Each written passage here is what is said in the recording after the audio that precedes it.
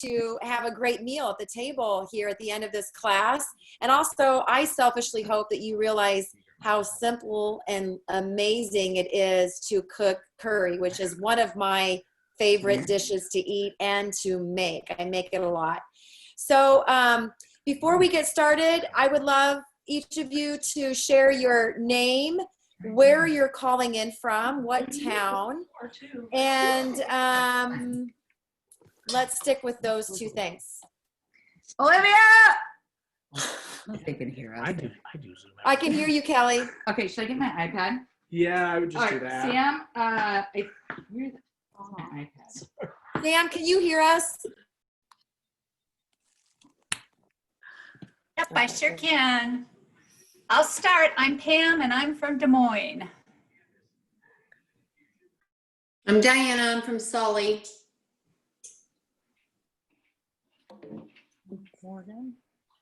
And I'm Deborah from Waukee. And Chris. And Chris. Okay. Hi, Morgan and Tony is with me, and we're calling in from Norwalk. Oh, awesome. Hi, Tony. Thanks for joining. Thanks for having me. And then it looks like Enos is coming in. Kelly's on mute. Sam, you're on mute. Hi, Enos. Hi. Hi, Enos. We just introduced our first names and what city we were calling from. Enos from West Des Moines. All right. So Diana gets the award tonight for farthest away. Linville Sully is about 50 miles east of Des Moines. And Diana's also done some programming for Above and Beyond Cancer. She's an amazing artist and has taught some art classes for us. So I'm really excited we're all here. And without further ado, I'm going to turn this over to Teresa. Remember that this is an active cooking class. So we want you cooking along with Teresa. If you need a pause or a question, we do it, right? We get her done. So go ahead, T. All right. Oh, and there's Louise is coming on too. So we're going to get started. Since this is interactive, I'd like you to get your rice going. And if you have your rice, basmati rice, I like to wash my rice. And so what I've done ahead of time, and you can choose to do this or not, but I just put it in a colander and I just feel better about it. But it's up to you if that's the way you measure your rice. But so I have a cup of basmati rice, and I like my colander because it rinses from down here. But as I start to try to pour, it also rinses right there. This colander is specifically for rice and quinoa. So anybody that does a lot of that, it's a great one for that. So we're gonna just put that in the pan. And so, I don't know, I might have a cup and a half of rice there. So Is it 1 cup of rice? More cup of water. And thanks, Jill. Just a little bit of, I like olive oil. Use whatever you like. So again, your rice is 1 part rice, 2 parts water. So turn that on and get it going. So any questions about rice?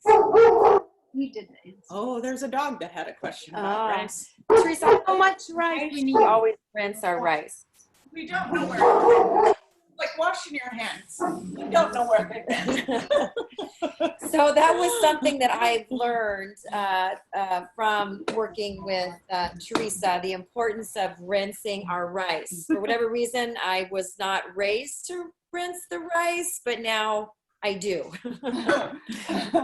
It's just, and I think sometimes it's just depending on where it's produced, depending on how organic it is, you want to look through it, and I have already, to see if there's any stones, because every once in a while there's a rock a small stone and rice too. So it's just it's just the way to do it.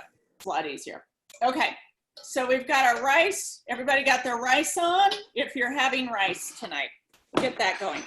Okay, so again, I work a little bit of ahead so we can have our mise en place. So I've got coconut oil. We're gonna start in our soup pot. And I think it calls for 1 tablespoon or something like that, maybe 2. But regardless, so you've got your oil, you're gonna turn your pot on. We're gonna get this hot. Then we're gonna throw in our shallots. And depending on how, you know, people when they wonder how long is it gonna take shallots to saute or cook? Well, if you have a wider pan, if you have a cast iron pan, it's gonna take less time than a small soup pot. So you just have to think about surface area and heat retention. So cast iron and some clay pots have the best heat retention, but you can use whatever pot you want. Just know you need to have a hot pot and your oil going, and then we'll add our shallots.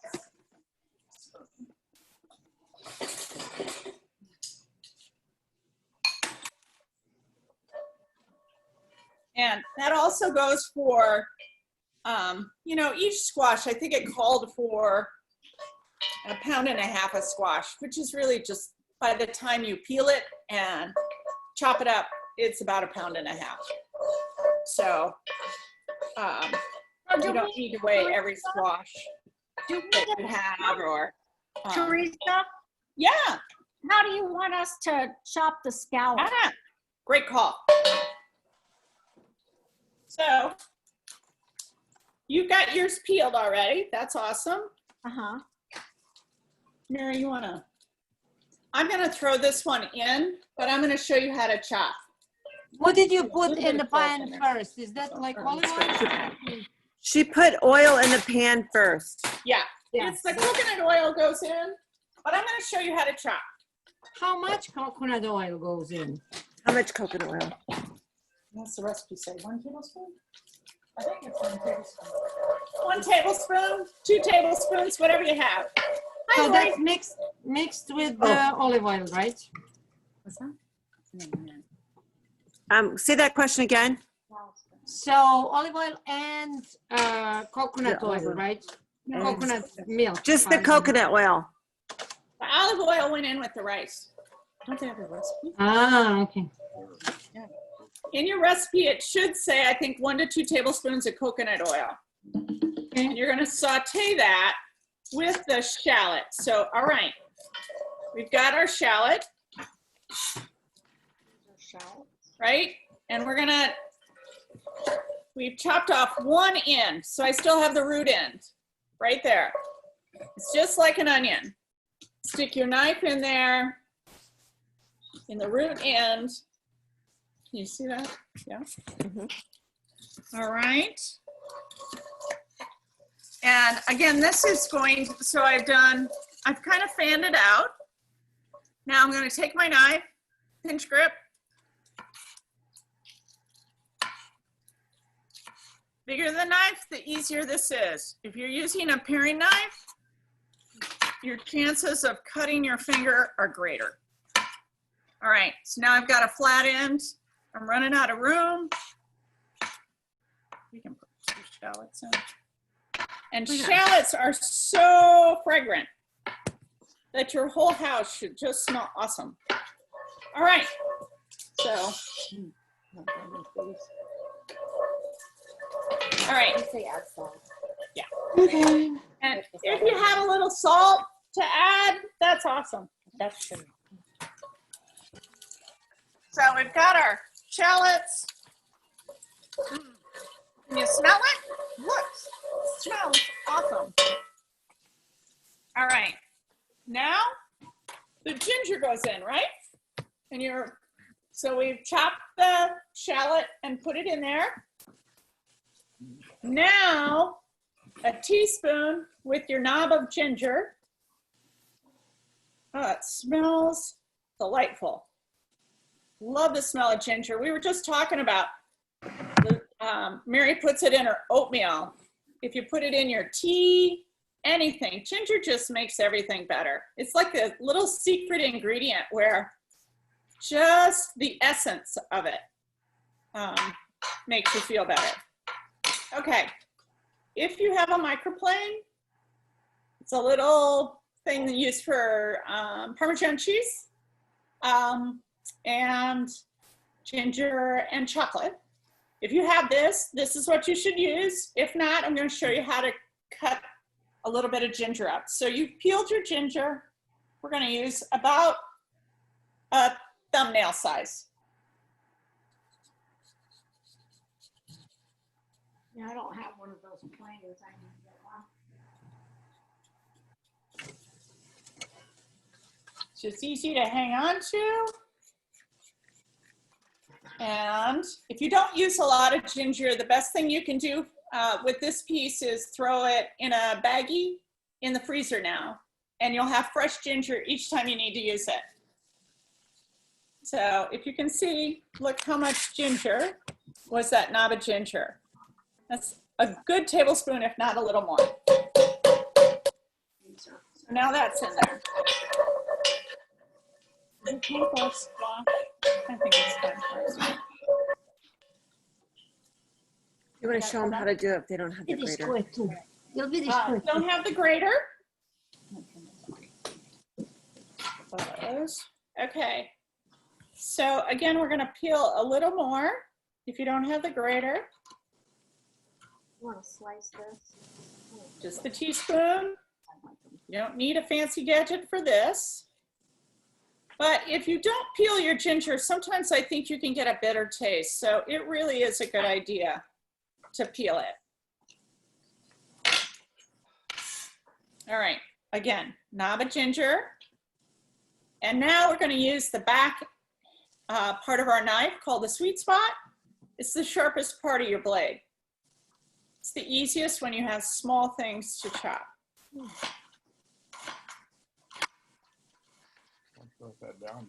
I'm remembering. Yeah, someone had a question. How's everybody doing? Close to their computers when they're talking. How's everybody doing with their ginger? We're gonna put a lot more ginger. Hold on, it's cooking already. Okay, thumbs up if you're good.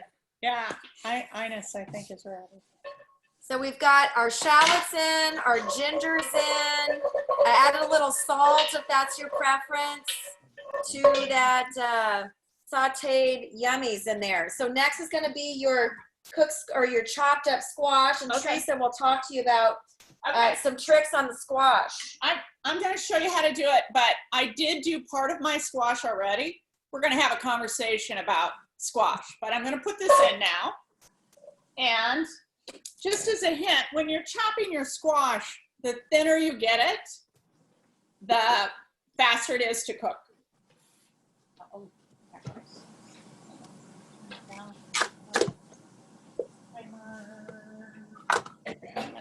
How's everybody's rice going? I got to put my timer on. I'm at simmer. Okay. Bounty paper. Ines is saying something. What's up, Ines? I need bounty paper. Oh, she's talking to Ines, are you screaming at James or what? Of course. You see what's left. It's just empty. Okay. Look. No paper. Oh my gosh, she's got something going on. I don't know. All right. So the squash. We had a conversation about squash earlier. I don't have a microwave, but Jill does. And if you microwave just a regular winter squash for 3 minutes. 3 minutes in the microwave With the skin on. with the skin on, it's going to peel easier and it's going to cut easier. 3 minutes. We talk about this in knife skills because sometimes it's just so hard peeling a hard vegetable, right? It's a hardy vegetable. They're called winter squash for a reason. They stay forever. If you want to freeze your squash, you have to peel it and cube it and then flash freeze it on a cookie sheet, then just bag it up. But for today's purposes, you need a wide peeler just because it covers more surface area. You can use your potato peeler, that's fine. It's just difficult. And the sharper the peeler, the better. So I've cut mine, but I put it down and I peel.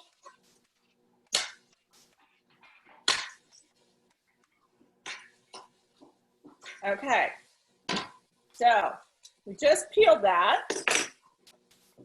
Now we have to have a flat side, otherwise this is going to move around. If you don't have a flat side, make a flat side.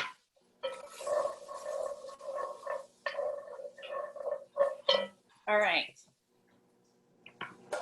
Again, we're doing this thin. So thin is about 1/8 of an inch, right? You got a 1/2 moon, 1/8 of an inch. So you've peeled your squash. However you've done that is fine, but it needs to be peeled.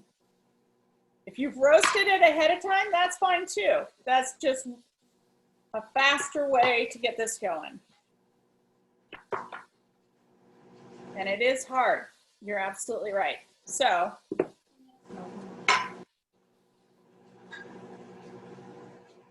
kind of like putting a deck of cards here. Again, the smaller you cut it, the quicker it will steam and cook. What do we throw in? It smells so delightful. And again, you can make it even smaller, however you want to do it, but these are like kind of like matchsticks almost.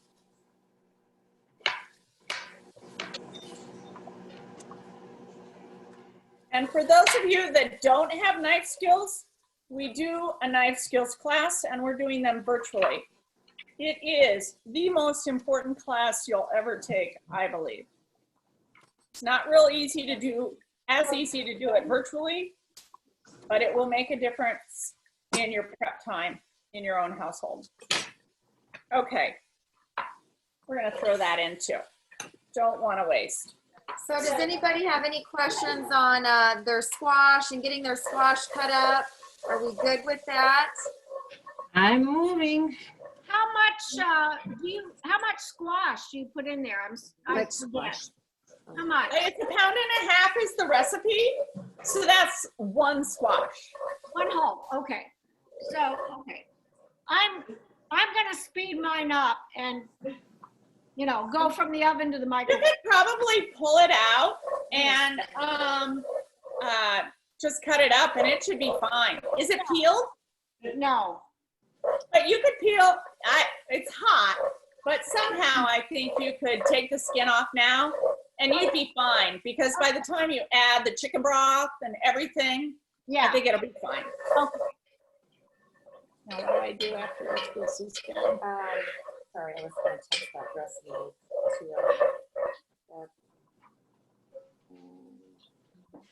I have your. Ooh. So now we're going to talk about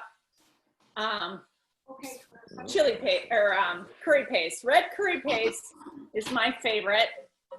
For those of you that can get to an Asian market, my favorite, it starts with the first name is May, and I can't remember the last name, but it starts with a P. But like you, I went to the grocery this morning and they didn't have what I wanted. So this is a red, roasted red, I think chili paste, right? Mm-hmm. Chili paste. So it's gonna be rocket hot. I'm not gonna use 2 tablespoons. I'm gonna use 1 and we're gonna be okay. So we're using 1 tablespoon. If I was using my favorite curry paste, I might come close to 3 tablespoons. But because we've got something a little newer that I haven't used very much, and all my curry paste was gone, it's so colorful. So we're mixing all of that around. And then, right, we're adding our yellow curry powder. So we've got red curry paste and yellow curry powder. Cook that for 2 to 3 minutes. Okay. So as Teresa said, there are many different kind of pastes, flavors that you can purchase. My personal favorite is the Penang curry, but I really haven't met a curry I don't like. So that's the wonderful thing about this recipe is you can, when you choose to do it again, you can experiment with different types of curry paste. And depending again on that density of the flavor you want, you can decide if you're going to have 2 tablespoons or less. So yeah, that's the beauty about cooking. It's an art. So it's an experiment at the same time. So when I make curry each time, it tastes a little bit different, and that's what's exciting about it. Yeah. So if I don't really eat spicy food, how much paste should I put? I would say with 1. Yeah, a little less than 1 tablespoon, Inez. This is what I have. Oh, look at you. Yes. 1 tablespoon or less. Yes. Okay. Good job, girls. I see yours too, Louise. Good job. Okay. I'm still cutting my squash. She's still cutting your squash. Okay. That's all right. It's hard. Did you put it in the microwave for like a minute or 2, Inez? Yes. Okay. Does it matter if your squash is uncooked that you add the curry? Yeah, that's okay, because really what we're doing, Louise, is there are layers of flavor in this recipe. And as you layer, when you add your liquid, it's going to pull all those bits and pieces together. Okay. So, do I add my fish sauce yet? No, it's how much was the curry powder? The curry powder, was it yellow curry powder? Was that 2 tablespoons? 2? It is a half tablespoon. Ah, I lied. A half a tablespoon. So now you add your chicken broth. Okay. Or vegetable broth. And it's like a 1.5 cups? It is 3/4 of a cup. I think. Okay, now we're going in for 3/4 cup of vegetable broth. Or chicken broth, whatever you got.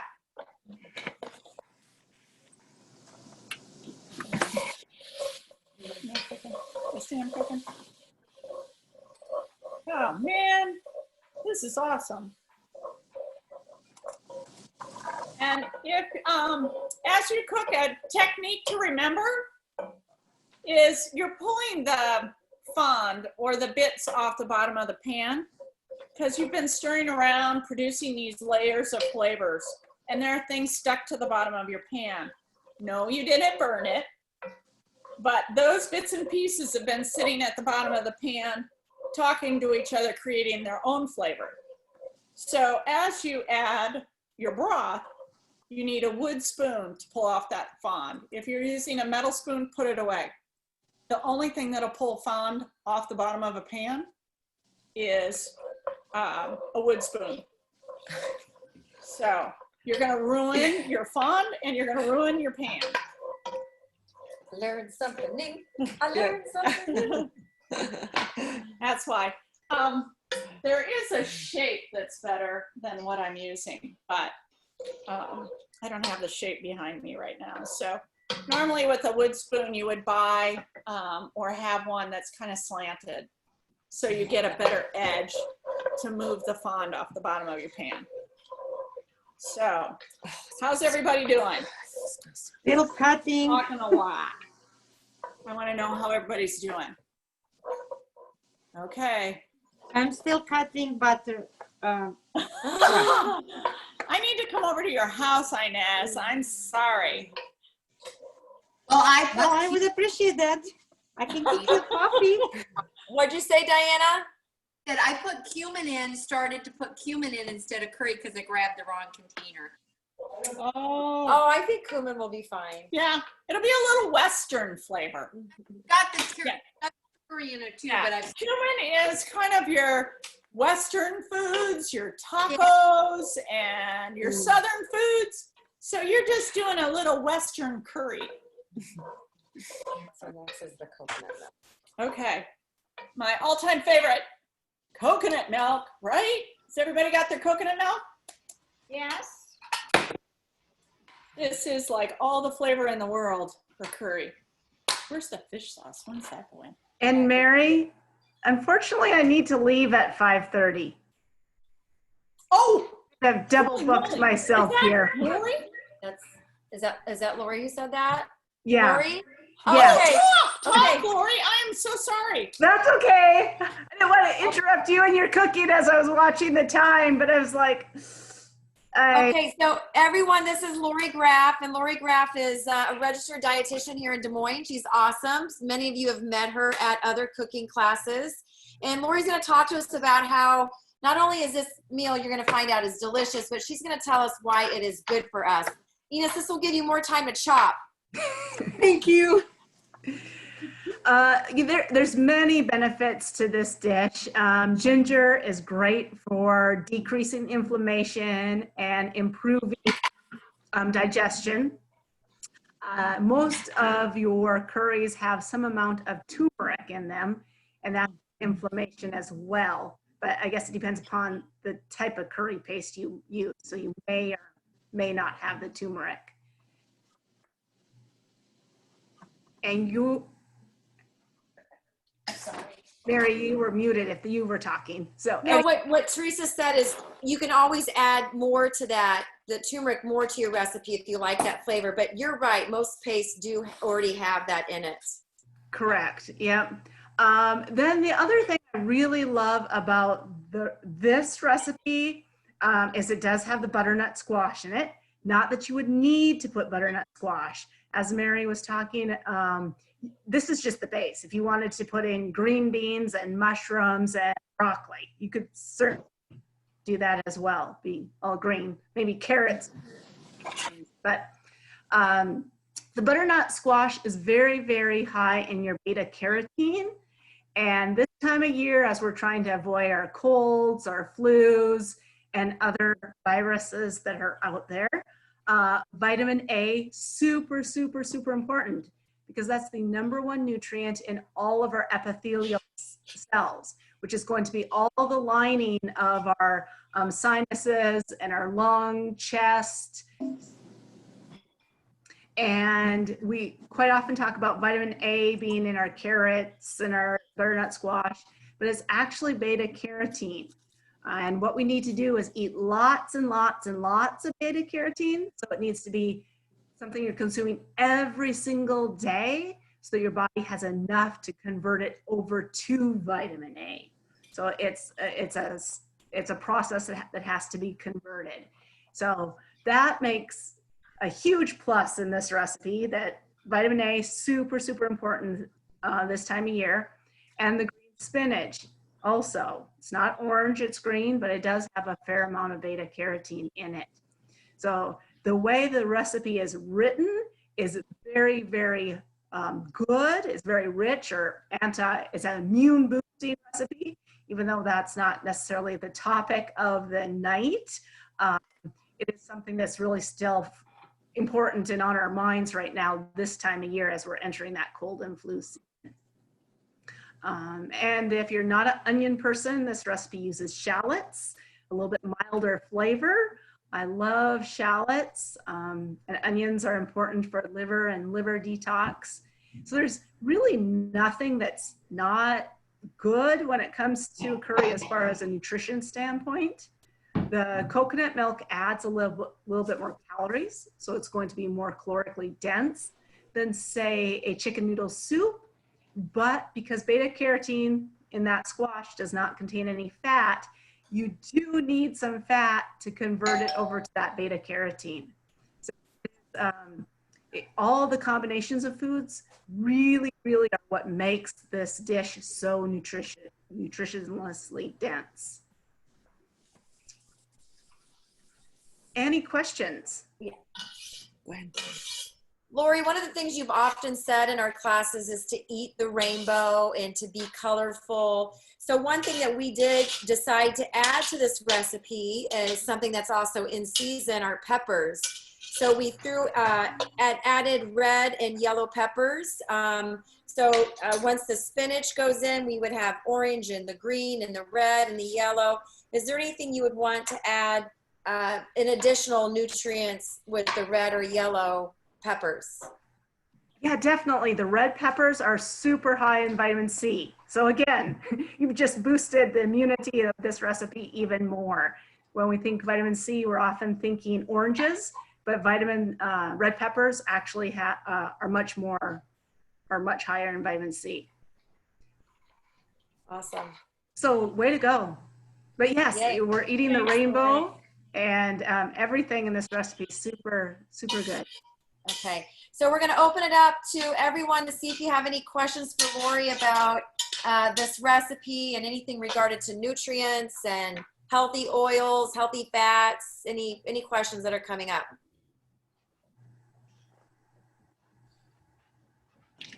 It looks very healthy. What was that, Kelly?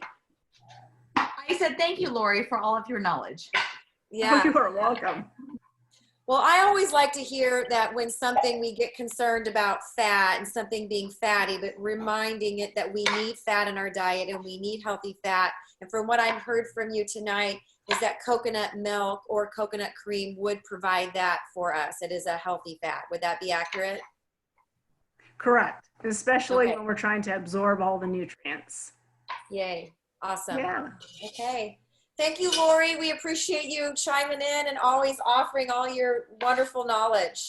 Thanks, You are Lori. so welcome. I wish I could stay longer, but I'll be making that recipe myself. So Okay. we Okay, can bye. that to see how it is. Yeah. Take care. Okay, so if you have your red and yellow peppers that we added to the recipe that wasn't original, Teresa could talk about the chopping of that and adding it. So, ask a question first? absolutely. Mine is boiling, simmering. Is that, should it be simmering? It's fine that it's simmering because it's cooking your squash, correct? Okay, And so it if should you be. have to, if the liquid's getting a little low, while Lori was talking, again, my surface area of my pot's a little larger. And so I did add more broth. So you can do that too. Okay, thank you. All right, and how are we doing? Who has peppers or green beans to chop? Peppers. Sam, Louise. Okay, Inez, Did you- right. Yeah. Did Okay, you so chop? I'm gonna back up. Inez, you got your squash. I'm all done with squash. Yeah. So you've thrown in your coconut oil and your shallots, Yes. and then you've thrown in your squash, Yes. and you're stirring that around and it's sauteing together, correct? Yes. And I added curry powder and curry paste. Right on. Okay, super. And now you're chopping your peppers or your green Yes. beans? Peppers. Peppers, right on. And Louise, you're chopping your peppers, and Sam, you're going to town on your peppers, right on. Okay, good job. Anybody else? And What's those green? peppers, when you add them to your dish, are also going to add more liquid because there is a lot of water in red, green, yellow, and purple peppers. The membrane holds much of the water of that vegetable. So I've just been stirring while Lori was talking. I've added a little more vegetable broth, again, because the size of my pot is fingertip to almost elbow. So there's a lot of surface area, so mine's cooking faster. than possibly yours is. So again, the secret, if you want to do things quickly, a larger pot, a larger surface area is going to help you speed your meal along. Teresa, since we decided to add red and or yellow pepper or any other vegetable, whether it was green bean, broccoli, mushroom, do you have a recommendation of how much of that proportion should be going in? Or is it just preference? Yeah, I think it's preference. I mean, when you go to the work of making something wonderful, add what you have because you want leftovers. You want this rainbow food tomorrow or even the next day, or you want to share it. So I think it's important if you can, you've gone to the work, we're spending an hour doing this. It will, you know, if you do it multiple times, it won't take you quite as long. But since you're going to that amount of work, then you should make more and have some leftovers or freeze it. Okay, so yummy. This is the yummy part. The can of coconut milk. So again, we're adding levels of flavors, and this is a very rich part of the curry. But again, we're talking about healthy fats. And remember, fat helps carry the good things through the body. So if you have no fat, nothing's moving. And also fish sauce. And if you don't want to use fish sauce is the umami. It's kind of that thing that makes you want to continue eating whatever it is you eat, that umami. If you are vegan, then you would perhaps use some, I think soy sauce works, or some plant-based. Fish sauce. Plant-based butter. How much fish sauce? Fish sauce is... That's a tablespoon or two. 2 teaspoons. So Teresa, how much soy sauce then would you put in? Just as much. Okay. I think fish sauce is rich and wonderful. And I think fish sauce is in a lot of processed foods because it makes people want to eat more. I think fish sauce is used a lot, more than anybody knows. But if you can get good stuff, get good stuff. Okay. Oops. So that was 2 teaspoons of fish sauce in this particular recipe. Hey, Teresa. Yeah. My fish sauce always smells bad. It's supposed to. Fish sauce. Because if it's you know fish how sauce. fish sauce is made, it stinks all the time. It doesn't And matter so what brand. does it go, like, should I just open up a fresh jar? I seem like I use it and then I throw it away because it makes me gag. Yeah. Well, if it makes you gag, you should probably use soy sauce. But fish sauce always stinks. Remember, Should I? it's made of fish. Does it have a It's shelf life? fermented fish. Do so I put think it, about fermented fish. do I put it in fermented the fish refrigerator? Is that going to make it better, or do I? What's that? Where should I store it? In the fridge. Maybe that's my problem because I've been storing it like in the cabinet. Oh yeah, after you open it up, it needs to be refrigerated. Yeah, it's probably been fermenting longer than it was supposed to. So how much did we say of fish sauce? 2 teaspoons of fish sauce. Okay, let me measure my hoop skills. 1. Yeah, that's spicy. 2.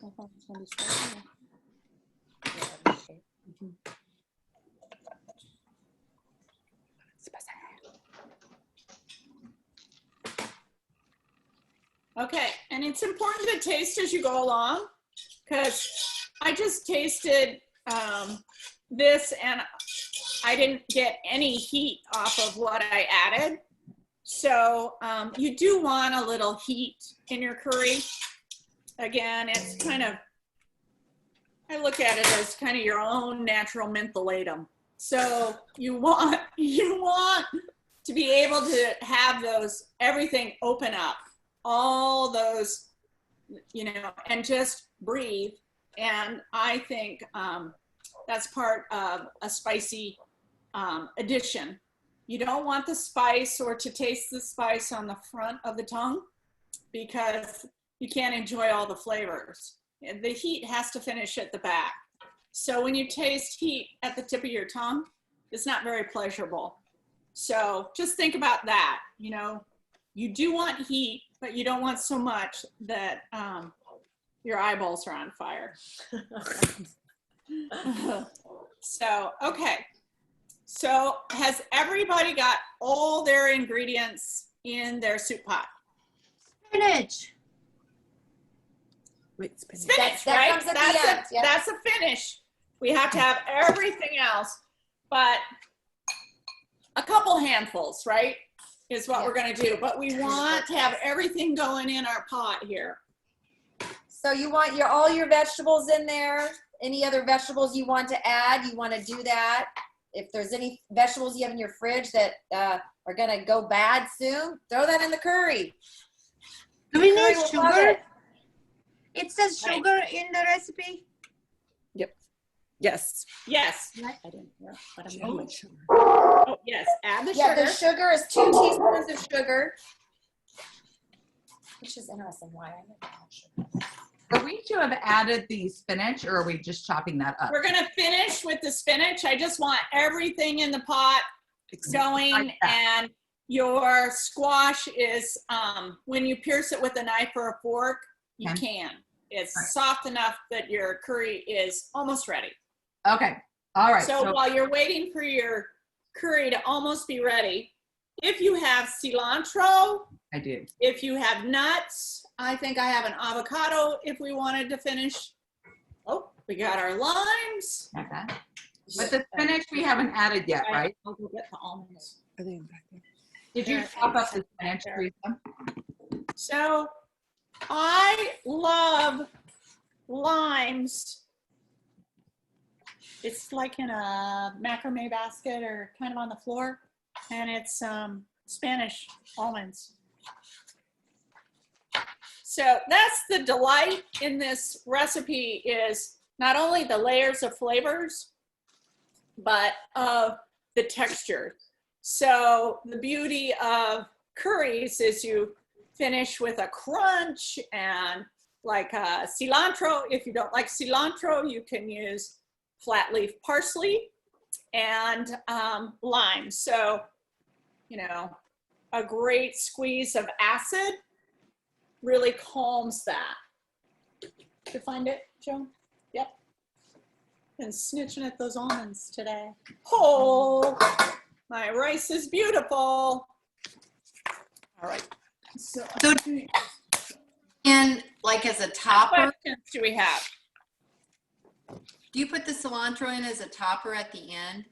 At the end, when we serve it, it's garnished. Okay, so the cilantro is the garnish. Same with the lime? The lime is garnished? So And- I took a lime and I cut it into eighths, but you can do it however you'd like. And then cilantro is a bit like parsley when you're going to cut it up. So you take a wad, right? You've got all this cilantro, it's like parsley. And you ball it up. Just turn it in a ball. And then we're going to talk about, again, the sweet spot on the knife, the back end. Sharpest part, you're not going to bruise your herbs, you're going to chop them. So, just with a lot of ease.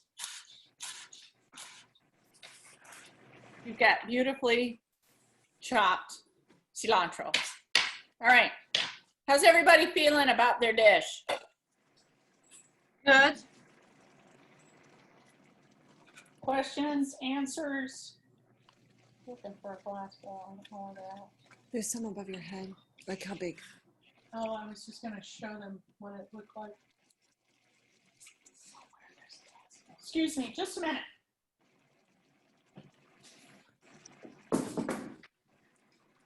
So how's everyone doing in their kitchen? Is your squash getting tender? A little bit. I think I Great. need Deb, more were you of able this. to scoop your roasted squash out? Good, great. And how about you, Enos? How's your squash doing? You want to see? Yes, I do. Oh my gosh, it is simmering good. Pam, how are your veggies doing? Are they soft?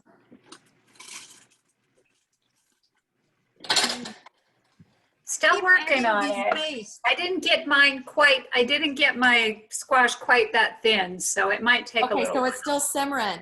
That's all right. We'll just let it cook a little bit longer. It's getting there. And Morgan, how are things going in your kitchen? Oh, good. Hey, awesome. So Beautifully. as we're gonna finish the curry, I've got these spinach leaves are the size of potato chips. I really like when they're like this.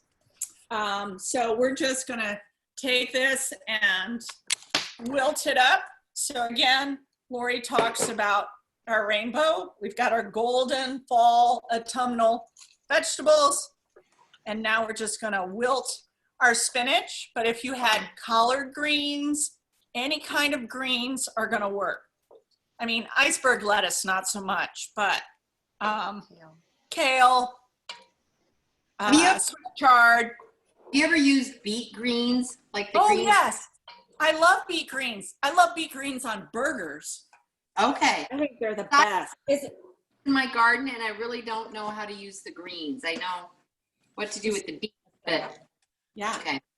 So No. is the beet green, Teresa, is it as sweet as a spinach or is it more bitter like a kale? It's more bitter.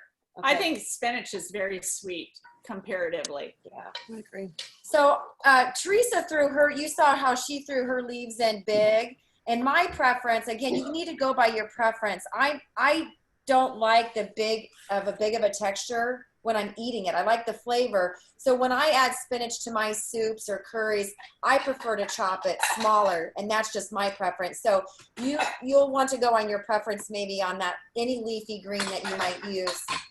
Teresa, I remember one time you talking about like kale, you massaged it and that helped it be less bitter. Would a beet green be the same way? It is I think kale is tougher than beet greens. Okay. And when you I think when you massage kale, it's tougher to tear. I think if you massage a beet green, I don't know how. Might rip. I think it might rip, but you know, if you're going to throw it in soup, it doesn't matter if it's ripped or not. So, right. But man, beet greens are great on burgers. It just, yeah. Don't wash them up and don't waste them. Okay, so just as an example, we've got this beautiful soup, right, with the greens. Now, because I didn't have peanuts, but I have salted almonds, there's our crunch, right? And then there's we're gonna squeeze our lime, yummy, yummy, yummy. And I'm gonna leave that lime that I just squeezed right there just for great flavor. Again, I kind of like a lot of lime. Nobody's gonna get any scurvy. And now you're gonna top it with some cilantro. And then we're gonna take almost forgot about our rice.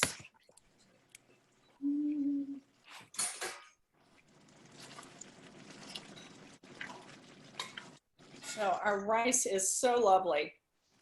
So if you're not doing the starch thing, you know, that's okay. Last week I made this recipe and we had it with naan. But it's so very pretty. Again, eating the rainbow, basmati rice. If for any reason you need to, give it a taste. And then I always use a finishing salt, which is a lovely flavor too. So, bon appetit. All right, here you taste it. You too, me. I want to take a Teresa, Are you guys, how many of you are plating right now? I have a question. Just What is in the glass bowl? question. Say that again, Ines. What is in the glass bowl on the bottom? I just put, here, I'll plate up another one. So here's how you plate it up, Ines. So you have your bowl. Uh-huh. You've put in your curry. Oh, curry is on the bottom. Okay. Right? And you're gonna do a little bit of almond. And we're gonna squeeze a little bit of lime in there. Yummy, yummy. A little bit of cilantro. And then the other half of the bowl, we're gonna put some rice. Okay, that's pretty cool. So very easy to plate up.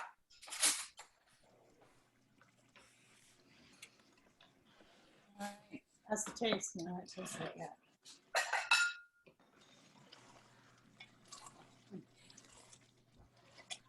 Anybody tasting? Where are you at with yours, Sam? Teresa, I ended up putting like 3 teaspoons of this paste. 3 And it's not teaspoons is spicy. it's not too spicy. Good. I usually don't eat spicy at all. This is fine. You can add more. Hey, Enos, I did too. I had the same kind you had, and I ended up putting a lot more. I couldn't taste it. Good. At least 3 tablespoons full. Okay, so I had the kind you have, Mary, that's your favorite. Yeah, and I feel like those from the Thai grocery store carry more punch than the brand that Enos and Louise were using. They have more kick to it. It's very mild, and a curry is meant to have some heat. You need to have heat. How do you tone it for it down? to be authentic. Is there a way to tone it down if you think you put too much in? Add more rice. Coconut milk. Oh, okay. I just did that. Right. Okay. Right. Very good. It's lovely. Yeah. Good. And Diana, how's that cumin working for you? You got a Western curry? A little bit. It doesn't have a lot of heat to it. I added the curry powder, but I really need the paste. So throw in some chili paste or something. I think ours is very mild too. But it doesn't have heat like a. So, Morgan, how's yours? Is it ready to serve? There she goes. And Sam Bot, what's going on over there? I think they're drinking. We're taking spoonfuls now. Nice. I'll let you know how it goes. Oh, all right. Okay. I'm there too. I'm plating up. Needs to have more heat, girls. This is what's nice about, Very delicious. when you try something. Oh, has that got some kick to it? Sam's got some heat A going. little bit of kick to it. I think we added 2 tablespoons of curry on accident, but we're okay. So yours is, well, it's kind of like cooking a steak. You can't go back after it's overcooked. Well, it's harder. So you can always start, if you're starting a new dish and you're concerned about the heat, any recipe you're looking at, you can kind of go to the lower end and then continue to add. Because I've done the same thing where I like my stuff spicy, but then all of a sudden where it's too spicy, like Teresa said, it's harder to enjoy that dish. But the good news is when you just keep adding stuff to tone it down, then you have more leftovers and more to freeze. Any other comments or suggestions on what you think? Sam's dancing. It's dancing curry over there. Oh, when you have bourbon. This is a really fast hour. Right, Louise, when you do it alongside everyone, I really enjoy it.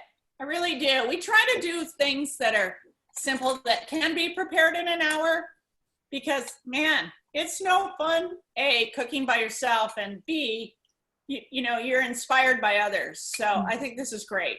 I think I would prep a little bit more. I didn't have all my ingredients out. Mise en place. Mise en place. And what was the thing you said about the bits in the pan? That's called fond. I just heard that on a cooking F-O-N-D. show. I just heard it on a cooking show last week. Wow. So I learned that in the wooden spoon. That was my big takeaway for a kitchen technique, and the microwaving of the butternut squash to help get the skin off. So those are some great kitchen tricks that I learned tonight for sure. Hey, Teresa, one more question for you on your knife skills class. Do you teach people how to sharpen knives? Yes. That And itself. here's the thing, if, depending on what kind of knife you have, some are easier to sharpen than others. Some are duller than others. So sometimes, even though I teach you how to sharpen a knife, perhaps I need to put an edge on it first, which I can do here with my commercial machine. And then you maintain the edge after I put an edge on it. Yeah. You just did my whole bunch of it, or not you, but I brought them in. You did a whole bunch of my knives. It's a world of difference. Yeah, it does. It does. So happy to help. It was good. How's everybody? Any more questions? Okay, just a comment. I didn't have cashews, so I used hazelnuts. Oh, yum. Yeah. Yeah. That's just the idea. It's crunch. Oh, Morgan, thank you. Sorry, I got to pull. I have a work training. Oh, enjoy your food. What should I do with this big thing? Can I put this in the freezer? Or can it sit in my cup? Okay, Diana, that's a beautiful piece of ginger. So break it apart before you put it in a freezer bag. It's going to be easier to pull out just a knob of that. You don't want to pull that out every time. So break it off. Okay, break Yeah, off. more pieces. Jeez Louise. Yeah. Awesome. Holy ginger, where'd you find that? Was that in the Selly grocery store? This was at Hy-Vee. You probably bought all the ginger that was in the store there. No, they had like bins of it. So yeah, break it up because you don't have to pull out all that ginger each time you want to cook. So manageable pieces. You could like this for like a week or two if I grate it frequently, or does it have to be freezered? It can sit in my cupboard, right? Yeah, it can. It can. That's a great question. I've had ginger stay in the freezer and cook well for many months after. And one thing, Teresa one time did a cooking class with chicken noodle soup that she put fresh ginger in, and it was the best chicken noodle soup I've ever had. So I've just learned that there are just more and more things that you can add ginger to. But thanks for being part of this cooking class. I hope you guys all enjoy your curry tonight. Any other questions or remarks before I let you eat your dinner? Yes, I want chicken noodle grated ginger. Okay, well, thank you guys. Enjoy your dinner, and I'll be emailing the recipe if I didn't get that to you in advance. Thank you. Next time. Okay, bye. Have a good night. I love you some